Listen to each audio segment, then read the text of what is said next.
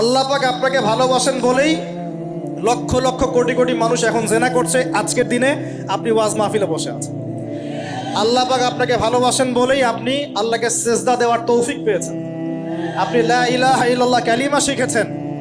আপনি এই যে কোরআন পড়তে শিখেছেন, কোরআন পড়ছেন, হাদিস পড়ছেন, নবীর দ্বীনের প্রতি মহব্বত আছে। আল্লাহ আপনাকে ভালোবাসেন বলেই হচ্ছে। কখন বুঝবেন আল্লাহ আপনাকে ভালোবাসে? যখন আল্লাহ পাকের অনুমোদিত কাজগুলো আপনার ভালো লাগবে। নামাজ পড়তে ভালো লাগছে, রোজা রাখতে ভালো লাগছে, কোরআন তেলাওয়াত করতে ভালো লাগছে, আল্লাহর জিকির করতে ভালো লাগছে, আলেম ওলামার সাথে থাকতে ভালো লাগছে। ঠিক আছে, আল্লাহর হালাল কাজগুলো যখন ভালো লাগবে বেশি বেশি, বুঝবেন আল্লাহ আপনাকে নির্ঘাত মহব্বত করেন। আর যখন আল্লাহ পাকের নিষেধগুলো, হারাম, মদ আমার ভালো লাগে না, জেনা ভালো লাগে না, আমার খারাপ জিনিস দেখতে ভালো লাগে না, খারাপ শুনতে ভালো লাগে না, বুঝবেন আল্লাহ আপনাকে ভালোবাসে। আর যখন দেখবেন খারাপের পিছনে আপনার ঝোঁক বেশি, দুর্নীতি করতে ভালো লাগে, সুদ খাইতে ভালো লাগে, ঘুষ খাইতে ভালো লাগে, কাউকে ঠকাইলে মনে হয় আমি স্মার্ট হয়ে গেলাম, হ্যাঁ, মানুষের টাকা আত্মসাৎ করতে ভালো লাগে, নামাজ না পড়ে ঘুম দিতে ভালো লাগে, ঠিক আছে, রমজান মাসে বিড়ি টানতে ভালো লাগে, ঠিক আছে, মেয়ের সাথে যে টাঙ্কি মারতে ভালো লাগে, তখন বুঝবেন যে আল্লাহ আপনাকে এখনো ভালোবাসেন বা আপনি আল্লাহর ভালোবাসা পাওয়ার যোগ্যতা হারিয়ে ফেলেছেন। আল্লাহ পাক আমাদেরকে বোঝার তৌফিক দান করুন। এখন আসি, আল্লাহ পাক এবং তার রাসূল আমাদেরকে এমন কি কি কাজ বলেছেন যেই কাজগুলো করলে আমরা সরাসরি আল্লাহর ভালোবাসা পাবো ইনশাআল্লাহ। জানার দরকার আছে কি নাই? আমি অল্প কয়েকটা কাজ বলে শেষ করছি। এক নাম্বার, আল্লাহ এবং তার রাসূল আমাদেরকে জানিয়েছেন আমরা যদি তাওহীদের উপর থাকতে পারি, একত্ববাদ, লা ইলাহা ইল্লাল্লাহ, আল্লাহর ভালোবাসা পাবো ইনশাআল্লাহ।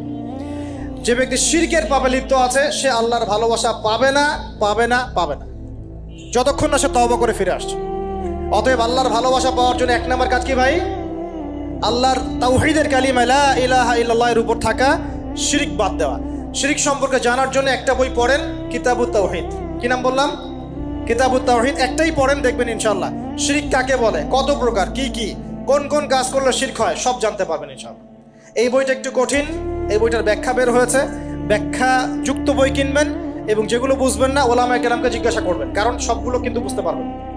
এক নাম্বার। দুই, নবী সাল্লাল্লাহু আলাইহি ওয়াসাল্লামের অনুসরণ করলে আল্লাহ আমাদেরকে ভালোবাসবেন। দলিল, আল্লাহ পাক সূরা আলী ইমরানের মধ্যে বলছেন 31 নম্বর আয়াতে আল্লাহ বলছেন, কুল, হে নবী আপনি বলে দিন, ইন কুনতুম তুহিব্বুনাল্লাহ, তোমরা যদি, হে আদম সন্তান, হে উম্মতে মুহাম্মাদি, তোমরা যদি আল্লাহর ভালোবাসা পেতে চাও, ফাত্তাবিউনি, তোমরা আমাকে অনুসরণ করো। কাকে?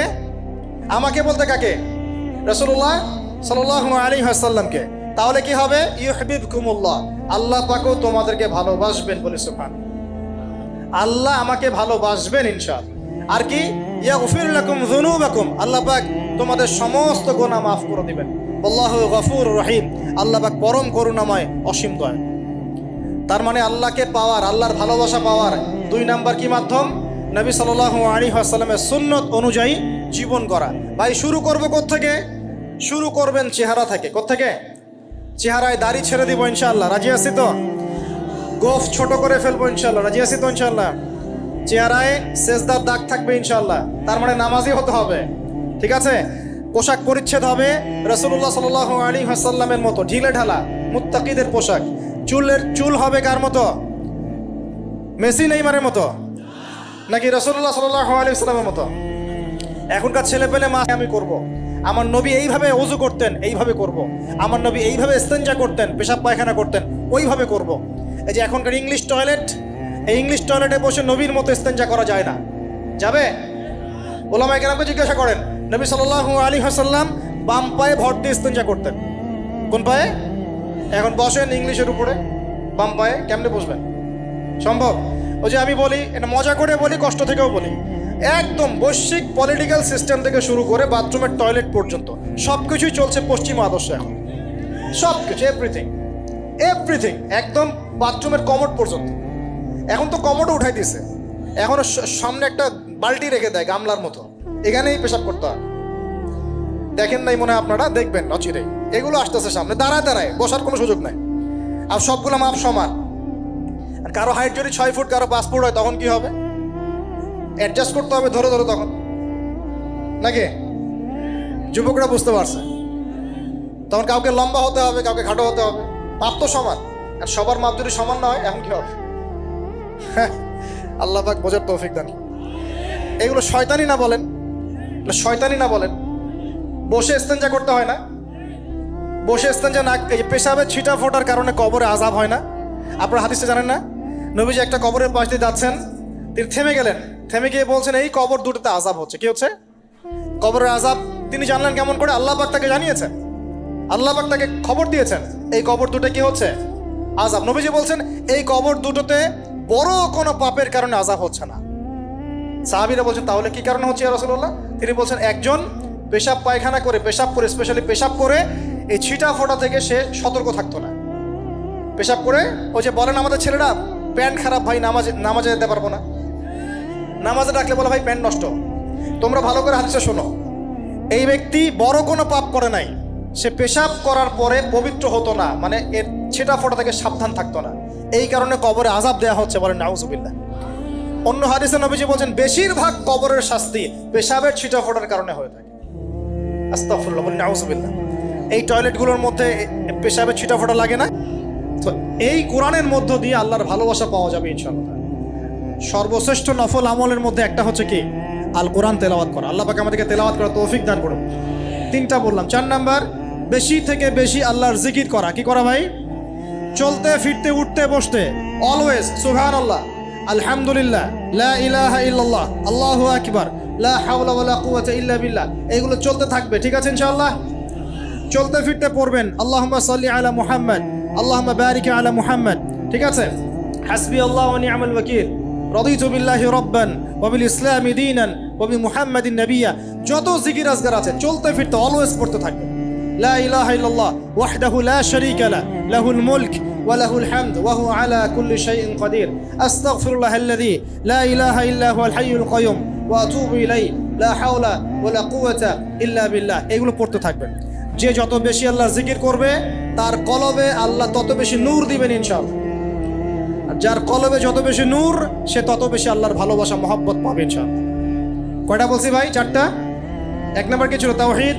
2 নাম্বার নবীর সুন্নত। 3 নাম্বার বলেন কোরআন তেলাওয়াত করা। 4 নাম্বার বেশি বেশি আল্লাহর জিকির করা। 5 নাম্বার স্পেশালি 5 নাম্বার বেশি বেশি আল্লাহর কাছে তওবা করা। কি করা? যে আল্লাহর কাছে তওবা করে আল্লাহ তাকে মহব্বত করেন। আলহামদুলিল্লাহ, যে আল্লাহর কাছে তওবা করে আল্লাহ তাকে মহব্বত করেন। আমাদের নবীজি প্রত্যেক দিন 70 থেকে 100 বার আল্লাহর কাছে তওবা করতেন। বলেন সুবহানাল্লাহ। পারা যাবে তো ইনশাআল্লাহ? 6 নাম্বারটা হচ্ছে বেশি বেশি নামাজ আদায় করা। কি করা? আল্লাহকে পাওয়ার জন্য শ্রেষ্ঠ মাধ্যম হচ্ছে সেজদা করা। কি করা? আর সেজদা করা হয় সবচেয়ে শ্রেষ্ঠভাবে নামাজের মধ্য দিয়ে। কিসের মধ্য দিয়ে? ওয়াদা করতে পারি তো ইনশাআল্লাহ 5 ওয়াক্ত নামাজ পড়বো রেগুলার। আচ্ছা, এই দুনিয়াতে যত কিছু আছে, এই দুনিয়ার আকাশ বাতাস, নদী নালা, পানি, অক্সিজেন সবকিছু কার জন্য সৃষ্টি করা হয়েছে? গরু ছাগলদের জন্য, মানুষের জন্য। মূল দায়িত্ব কার? মূল অধিকার কার? মানুষের নয় কি? তাহলে এই পুরো বিষয়গুলো কি আল্লাহ পাকের ভালোবাসার বহিঃপ্রকাশ নয়? হ্যাঁ।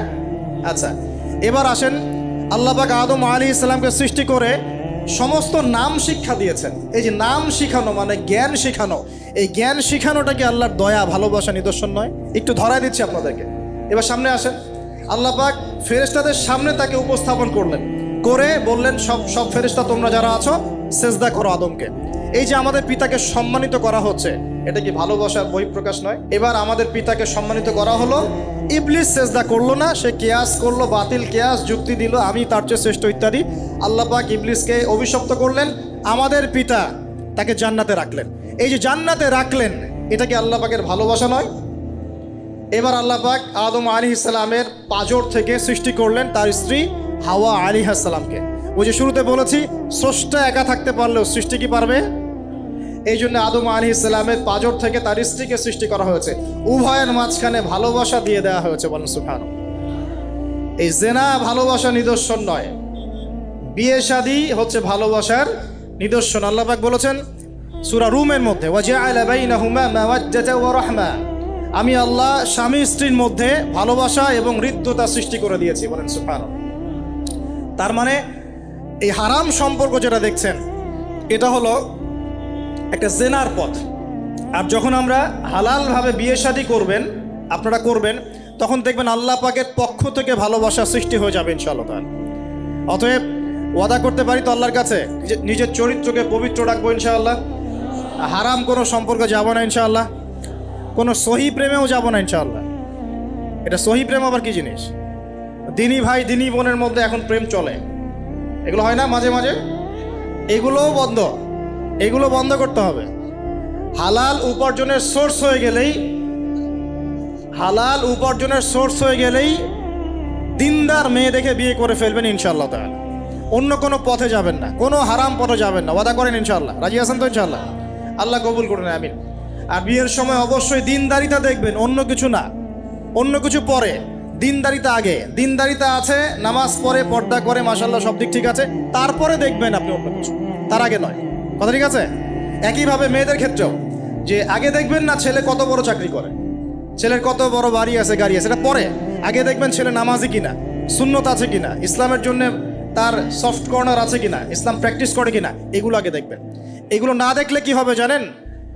বিয়ের 1 বছর 2 বছর পরেই বুঝতে পারবেন দুনিয়াটা জাহান্নাম হয়ে গেছে। নাউজুবিল্লাহ, দুনিয়াতেই তখন জাহান্নামের আযাবের স্বাদ ভোগ করতে হবে। নাউজুবিল্লাহ, আল্লাহ পাক আমাদেরকে হেফাজত করুন, আমিন।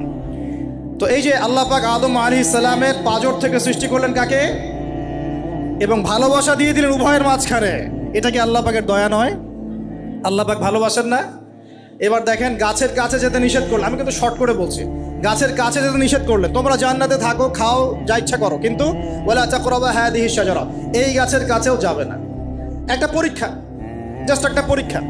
এখানে কিন্তু বলা হচ্ছে গাছের কাছেও যাবে না, বলা হচ্ছে না যে গাছের ফল খাবে না। ঠিক যেমন আল্লাহ বলেছেন তোমরা জেনার কাছেও যাবে না, আল্লাহ পাক কিন্তু বলেন নাই জেনা করবে না, আল্লাহ পাক বলেছেন তোমরা জেনার কাছেও যাবে না।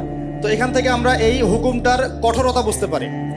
তো প্রিয় ভাইরা, এখানে আমাদের পিতামাতা শয়তানের প্রলোভনে পড়ে গেলেন। কেন পড়লেন? শয়তান ওয়াসওয়াসা দিল যে আমি কি তোমাদেরকে এমন গাছের কথা বলে দিব যে গাছের কাছে গেলে বা যার ফল খেলে তোমরা চিরস্থায়ী জীবন পাবে এবং তোমরা ফেরেশতা হয়ে যাবে, এরকম কথা বলল, এবং তোমরা কোনোদিন মরবে না।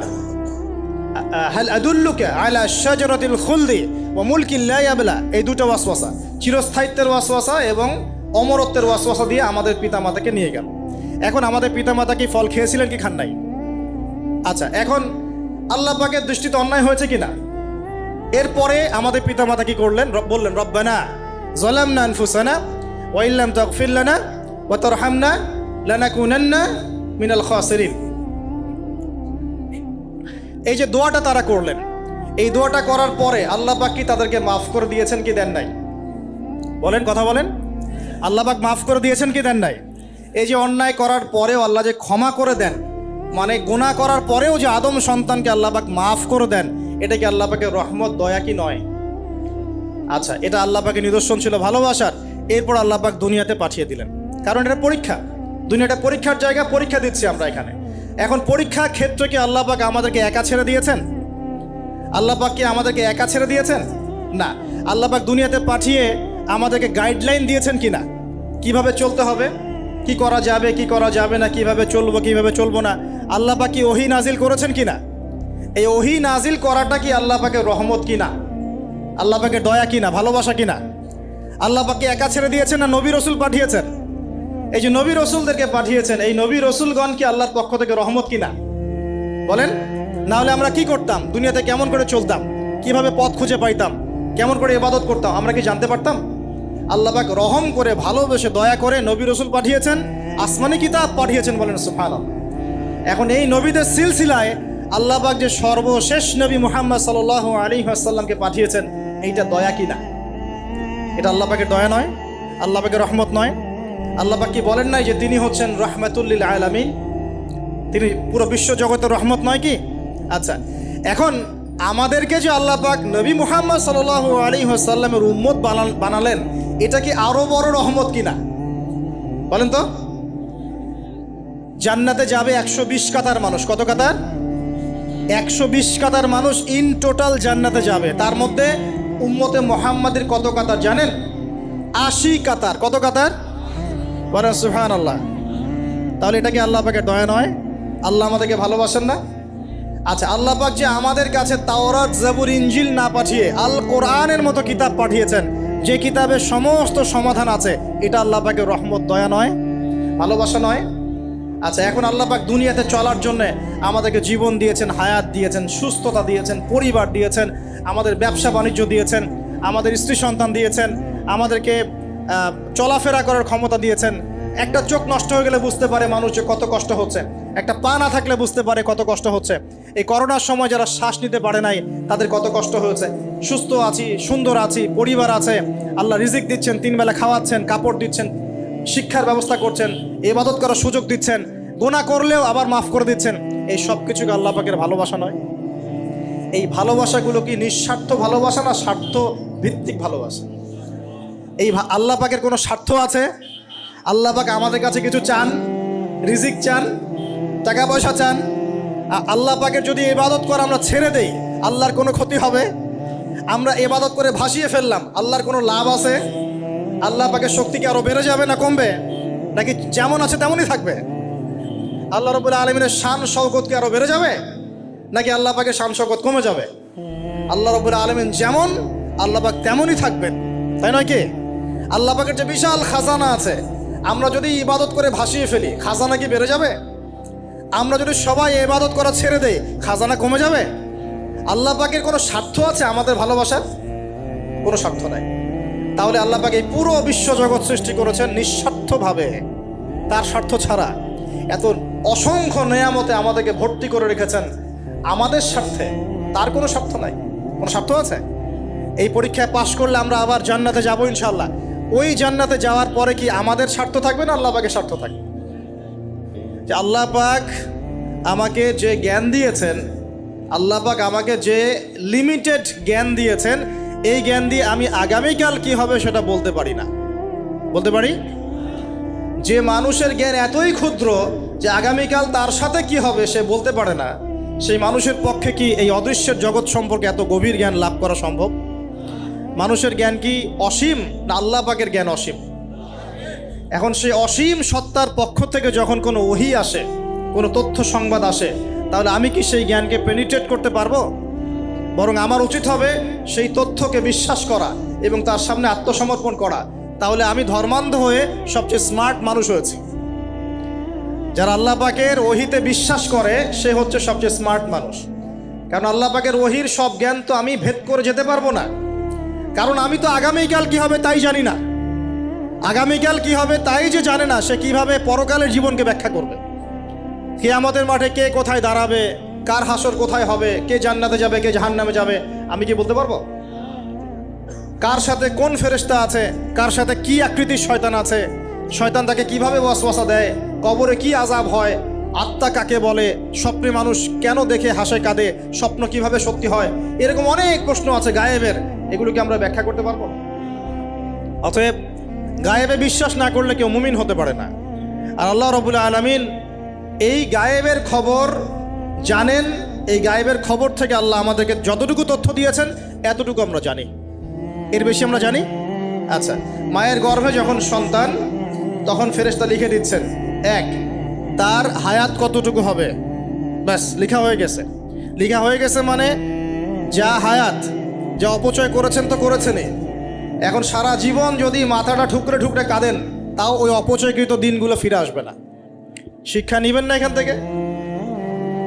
30 বছর চলে গেছে মানে 30 বছর আল্লাহর নাফরমানি করেছেন, সারা জীবন মাথা ঠুকরে কাঁদলেও ওই 30 বছর ফিরে আসবে না। আসবে যুবক ভাই? অতএব কি করা উচিত? ফিরে আসা উচিত নাকি এভাবেই চলতে থাকবে? লিখা হয়ে গেছে, বাড়বেও না কমবেও না। 2, রিজিক কি কি পাবেন, আপনার রিজিক সব লিখা হয়ে গেছে। আল্লাহ রাব্বুল আলামিন 6 দিনে মহাবিশ্ব সৃষ্টি করে মহাবিশ্বের সব জায়গায় যার যার কাজ তাকে বুঝিয়ে দিলেন। কোন গ্রহ কি কাজ করবে, কোন সৌরজগৎ কেমন করে চলবে, দুনিয়া কিভাবে ঘুরবে, সূর্য কিভাবে উঠবে, চাঁদ কিভাবে আসবে, কোন মাখলুক কি কাজ করবে, ফেরেশতাদের কাজ কি হবে, ইত্যাদি ইত্যাদি। আল্লাহ পাক সমস্ত কাজ বুঝিয়ে দিলেন। সূরা আলিফ লাম মিম সেজদা, হামিম সেজদার মধ্যে আছে, পড়ে দেখবেন। আল্লাহ পাক পুরো মহাবিশ্বের দায়িত্ব বন্টন করে দিলেন।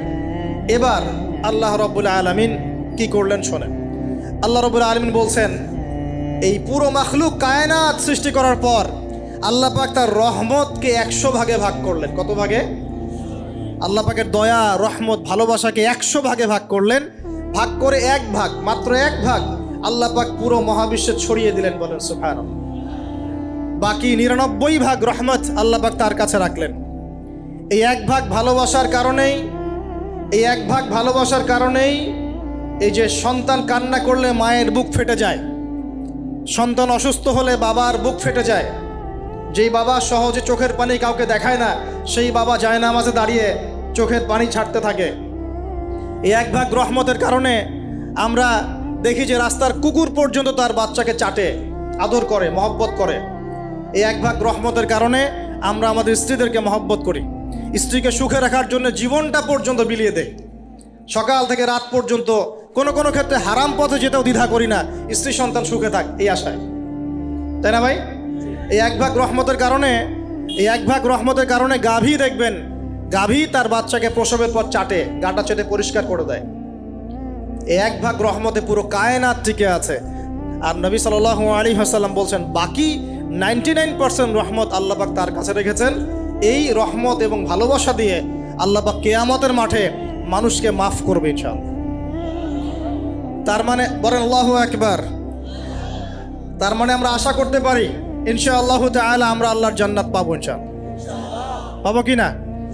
শুধু একটা কাজ যদি উম্মত করতে পারে জান্নাত পাবে। বলে দিব কোনটা? অনেক কাজই আছে কিন্তু স্পেশাল একটা কাজ, একটা।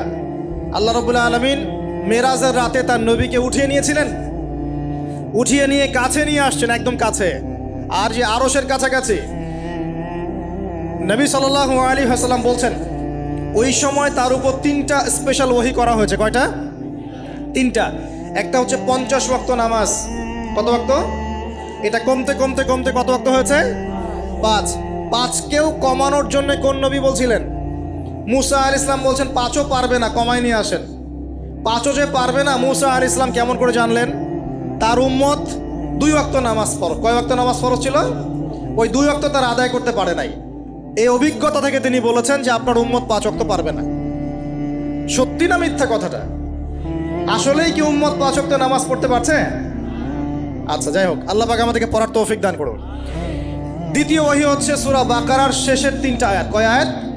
সূরা বাকারার শেষের 3 আয়াত ওহী করেছেন কে? আল্লাহ রাব্বুল আলামিন। কোনো ব্যক্তি যদি রাতের বেলা সূরা বাকারার শেষের 3টা আয়াত পড়ে সারা রাত ইবাদত করার নেকি পাবে ইনশাআল্লাহ।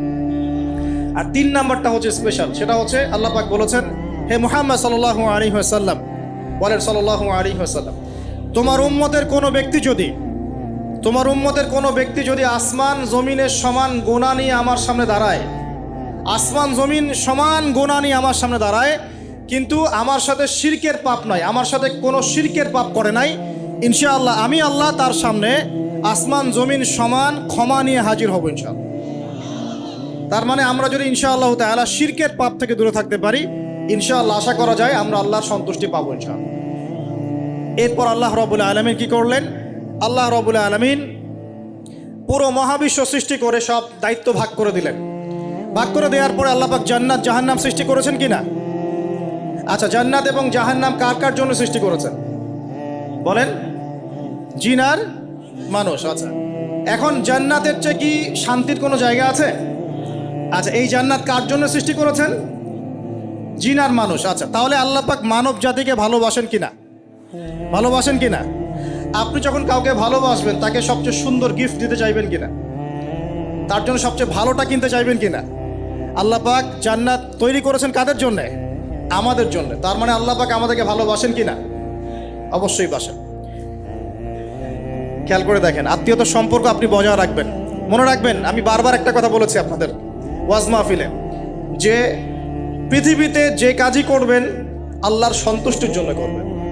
আত্মীয়তার সম্পর্ক বজায় রাখবেন আল্লাহর সন্তুষ্টির জন্যে, তাদের কাছে কিছু পাওয়ার আশায় না। যখনই আপনি কারো কাছে কিছু পাওয়ার আশা করবেন আপনি কষ্ট পাবেন। যখনই কারো কাছে কিছু পাওয়ার আশা করবেন আপনি কষ্ট পাবেন। কারো কাছে এত বেশি পাওয়ার আশা করবেন না। কার কাছে পাওয়ার আশা করবেন?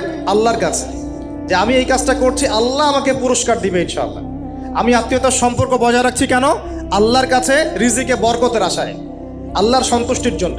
মনে রাখবেন প্রিয় ভাইয়েরা, আমল কবুল হওয়ার শর্ত মোটামুটি 3টা। কয়টা? 1 নাম্বার, আমলগুলো হতে হবে আল্লাহর সন্তুষ্টির জন্য। 1।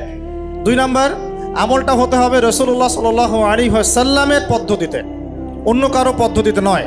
3 নাম্বার, আমলটা করার জন্যে আপনার রিজিকটা হতে হবে হালাল। হারাম রিজিকের আমল আল্লাহর কাছে কবুল হয় না। আল্লাহ পাক আমাদের সবাইকে হালাল রিজিকের ব্যবস্থা করে দিন এবং রিজিকটাকে প্রশস্ত করুন, আমিন। তো রিজিক লেখা হয়ে গেছে 2। 3 নাম্বার লেখা হয়ে গেছে এ ব্যক্তি কি কি কাজ করবে দুনিয়ায়, এ ব্যক্তি দুনিয়ায় কি কি কাজ করবে সব লেখা হয়ে গেছে। এখন যদি একটা চোর বলে যে আল্লাহ পাক আমার তাকদিরে লিখেছিলেন যে আমি চুরি করব, তাই আমি চুরি করেছি। এখন যদি একজন ধর্ষক বলে আল্লাহ আমার তাকদিরে লিখেছিল যে আমি ধর্ষণ করব, তাই ধর্ষণ করেছি। এখন যদি যারা এই জনগণের কিছু সম্পদ আত্মসাৎ করে খেয়ে ফেলছে তারা যদি বলে আল্লাহ তাকদিরে লিখছিলেন জন্যই দুর্নীতি করেছি, তাহলে কথাটা কি হবে? গ্রহণযোগ্য হবে? এখন যদি দলিল দেয় তাকদিরে তো লেখা ছিল। এই আকীদাটার নাম হচ্ছে জাবারিয়া আকীদা। কি আকীদা? জাবারিয়া। এমন একজন ব্যক্তি উমর রাদিয়াল্লাহু আনহুর দরবারে এসেছিল, চোর চুরি করেছে, ধরা পড়েছে। উমর রাদিয়াল্লাহু আনহু বলেছেন হাত কেটে ফেলো। তখন সে বলছে যে আমার হাত তো কাটা যাবে না, কেন? আল্লাহ পাক তাকদিরে লিখেছেন আমি চুরি করব, তাই চুরি করেছি। তো উমর রাদিয়াল্লাহু আনহুর সামনে এই কথাটা বলেছে। আর উমর রাদিয়াল্লাহু আনহু কি বিচক্ষণ মানুষ ছিলেন না বোকাশোকা ছিলেন? বলেন, তার মতো শাসক পাওয়া যাবে? তার মতো আরো একজন শাসক আসবে ইনশাআল্লাহ পৃথিবীতে। তার নাম কি? নবী ঈসা আলাইহিস সালাম, ইনশাআল্লাহু তাআলা। এবং তার আগে আরো একজন ইমাম আসবেন। তার নাম কি? তার নাম হচ্ছে মুহাম্মদ। কি নাম? তার নাম মুহাম্মদ, তার উপাধি হচ্ছে মাহদি। কখন আসবেন? যখন পৃথিবীতে যুদ্ধ বিগ্রহ ছড়িয়ে পড়বে, ব্যাপক আকারে মালহামা চলবে, তখন আসবেন। কাদের পক্ষে আসবেন? মুসলিমদের পক্ষে। কি উদ্দেশ্যে আসবেন? সারা বিশ্বে জুলুম তুলে ফেলার জন্য। এবং আরেকটা কি উদ্দেশ্য? ওই জেরুজালেম উদ্ধার করার জন্য। কোন জেরুজালেম? যেটা এখন ইহুদিরা দখল করে আছে। চারপাশে আরবরা, মাঝখানে ও কেমন করে দখল করে আছে? আরবদেরকে হাতের মুঠোয় নিয়ে নিয়েছে। এই কারণে মুনাফিকদের উপর টিকে আছে সে, এবং তার পশ্চিমা মিত্রদের উপর টিকে আছে। ঈসা আলাইহিস সালাম কেন আসবেন? এই জায়গাটা পুনরুদ্ধার করার জন্য। ঈসা আলাইহিস সালাম কি পরাজিত হবেন না বিজয়ী হবেন? কত বছর বিশ্ব শাসন করবেন? 40 বছর। এগুলো হবে বিশ্বে, এগুলো হওয়া এখনো বাকি আছে। আরও কি হবে? মুসলিমরা কনস্ট্যান্টিনোপল আবার জয় করবে। এই কনস্ট্যান্টিনোপলের মধ্যে ফিতনা দেখা দিবে অচিরেই, মুসলিমরা ওইটা আবার দখল করবে ইনশাআল্লাহু তাআলা।